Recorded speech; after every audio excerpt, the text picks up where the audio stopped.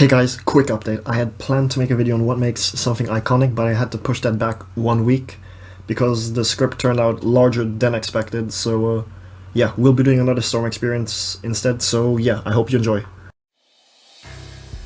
When The Matrix first released in 1999, it revolutionized slow motion in modern entertainment and was a landmark success.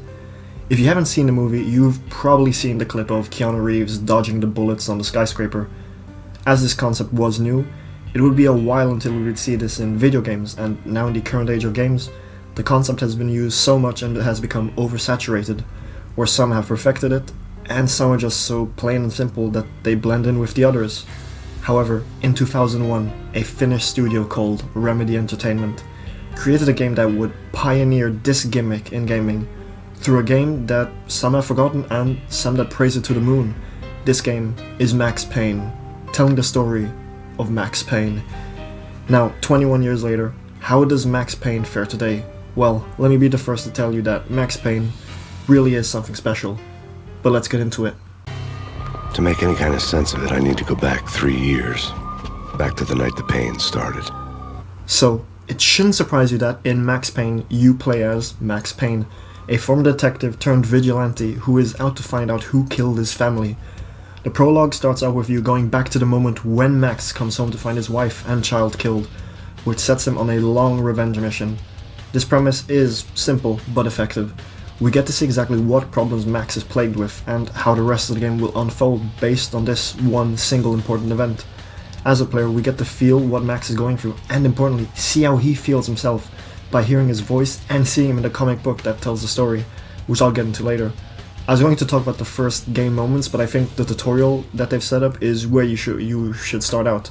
This tutorial is great, showing you how all the guns work, how you can interact with the environment through phones and shooting locks to open stuff, to how to use bullet time and a singular secret room.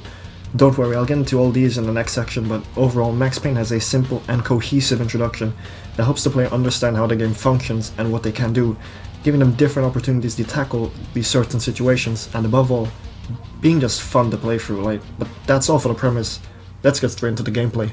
What are you talking about? The detonator. I thought you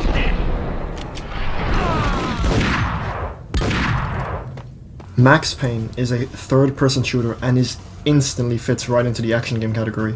What makes the action in this game very good is how the linearity of how it's so linear.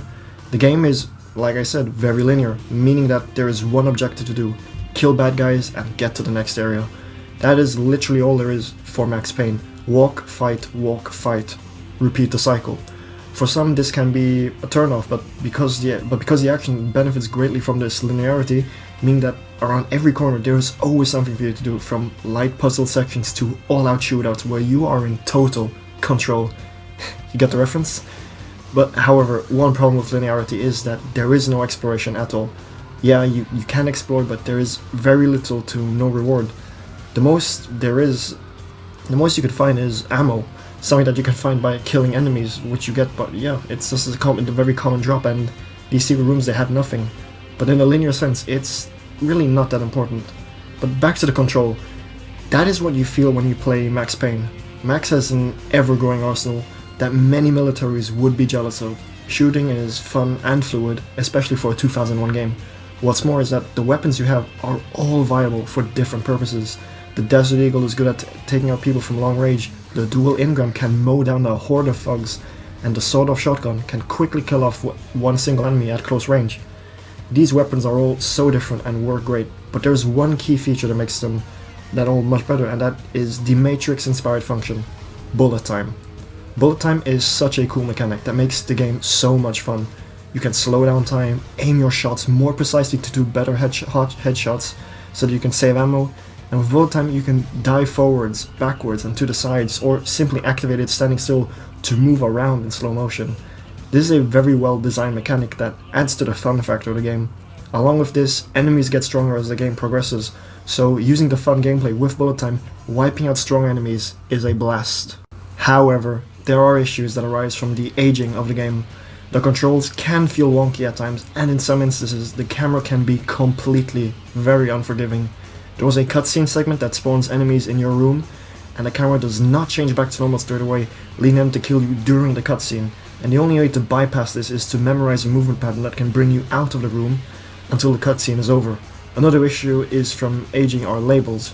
There are some things you need to interact with to open doors and so on, but these don't stand out like in modern game design, which is a problem. This could just be me being bad at finding things, because I'm gonna be honest, I'm very bad at finding stuff. Or simply that these buttons don't stand out well at all. The final issue I have can be evened out with a minor positive. This is the difficulty. You see, there are some wild difficulty spikes throughout the game. One minute you are sniping down single enemies in a tower, and the next moment you are literally being gunned down by a literal horde of enemies. The difficulty can fluctuate drastically in the game, due to the absolutely bonkers enemy placements and the quantity of them. However, this can be evened out with the save function. Every time you die, you respawn to your most recent save. This means that you can easily cheese the encounters by saving right before, to constantly try again and again, but this can make you feel less accomplished as a result. All in all, the primary issues in terms of gameplay are a result of the age of the game, and looking past this, it is bearable, thanks to just how fun and fleshed out the core gameplay is. Although exploration is lacking, cycling through weapons and bullet timing your way through the waves of thugs is simply too much fun.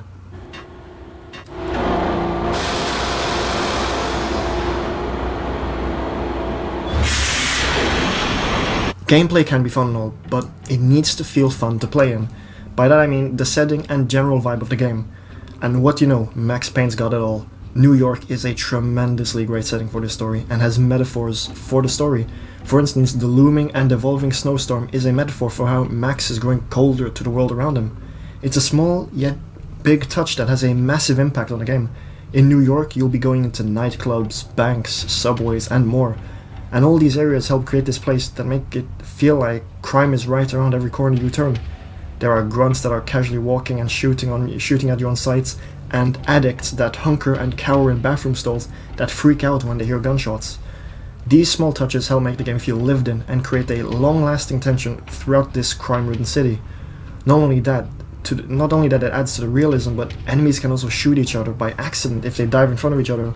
Let me say this again, this is a 2001 game, and this is very impressive. But because it is a 2001 game, there are some flaws that pop up. First, the minor problem, the graphics.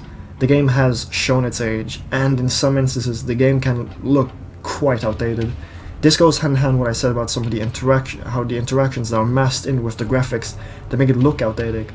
Again, for its time this was next level, but now it can be a bit of a problem of replaying in modern standards. Another issue I have is the sound glitch on the Steam version of the game. I played this through Steam, and there was an audio glitch that had the voiceovers delayed and other sound effects sounding heavily distorted and crackled a lot. This can be fixed by downloading a patch from you need to go to another website, which makes it a minor problem that there is no official fix, since it requires a third-party one. Since we are on the topic of sound, let's get into the sound design of Max Payne. Even 21 years later, the game has some great sound design. The weapons sound real, the voiceovers are fitted well, and walking in the snow or jumping on a box all sound really good. But in the end, it is the voiceovers that really steal the deal here. Well, the voice acting. Everyone all sounds like a criminal, which is what the vibe it's going for. Furthermore, the soundtrack is amazing, going from hard-paced action tracks to songs that fit a stealth tone. Overall, the atmosphere in Max Payne is stellar.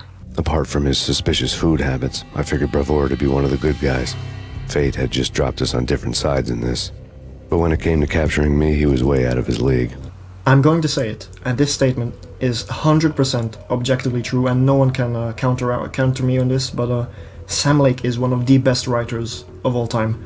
Max Payne is an extremely well-written game. The environments are all well-designed, the dialogue is well-written, and above all, Max Payne has a really good story. The story is divided into 3 parts, with multiple chapters within each, and what helps with the pacing of the story are the prologues at the start of each part. These prologues help immerse you in the story and take a drastic different approach to storytelling than the other sections within the game, and really completely messed with me in a way that I never expected. For real, I legit got goosebumps from one of the prologues. Since I can't spoil much, and I don't want to anyways because you need to experience this for yourself, I can mention one complaint about these prologues, and that is the gameplay segment in the prologues felt really out of place and in certain circumstances was not fun. Another reason why the story is just amazing is the way it's told.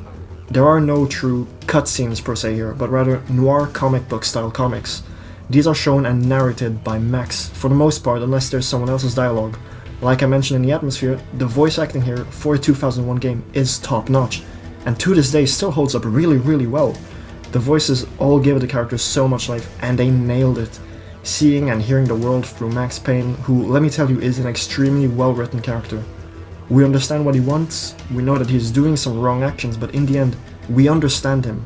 And that is what is important for making a good character, is that we as the audience, not necessarily can relate to him, but we can understand what he's going through and what he wants to do. There is one story problem that I do have, and that is that many of the other side characters blend in with each other. They all feel so samey and are simply bad guys. From the top of my head, there are 4 characters, including Max, that come to mind when I think of characters from the game. This might be a problem for some, but since the main story revolves around Max, the side characters can be sacrificed to just simply be there, so in the end, the story doesn't suffer from the samey side characters. My final praise for this game's story is the content. The substance of Max Payne, like, listen here. If you dislike Final Fantasy VII Remake for its filler side quests and kinda like filler story, or the repetitiveness of the Far Cry stories, well, Max Payne literally annihilates filler. The game, like I mentioned, is perfectly paced. Not only is the game purely narratively driven, but it does so in stride. Like, once you finish a story segment, bang, you're thrown into the next one. It's snappy, to the point, and flawless. Again, if you like a bit more open-ended game, this is not for you, but let me tell you, if you want a great narrative game that you can play over a weekend, since the game is around about 10 hours long, this game is most definitely it.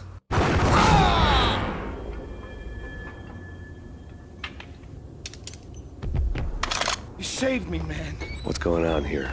After an adventure as a vigilante in New York, we have arrived at the final station, the verdict.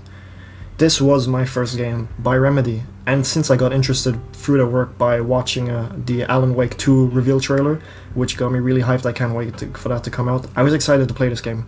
Remedy Entertainment are really good at making games, and this game right here is living proof. In the year 2001, Max Payne not only revolutionized bullet time in gaming, but also had a different approach to storytelling. A tight-knit story with a protagonist who understands clearly, who we can clearly relate, not really relate, but understand through great writing, dialogue, and storytelling. A game with fun gameplay mechanics that can make you run and gunning fun to do and challenges you on the higher difficulties. Although the game is not open in terms of exploration, and some characters kind of blend in with each other, it doesn't really matter because you are Max Payne. And Max Payne makes sure that they don't matter as you quickly get rid of them, and you go after the real problem here. Even though it has shown its age through graphics and the buggy sound, Max Payne is a phenomenal game, and I would be lying if I gave this game anything less than an amazing score, because Max Payne really was a phenomenal experience.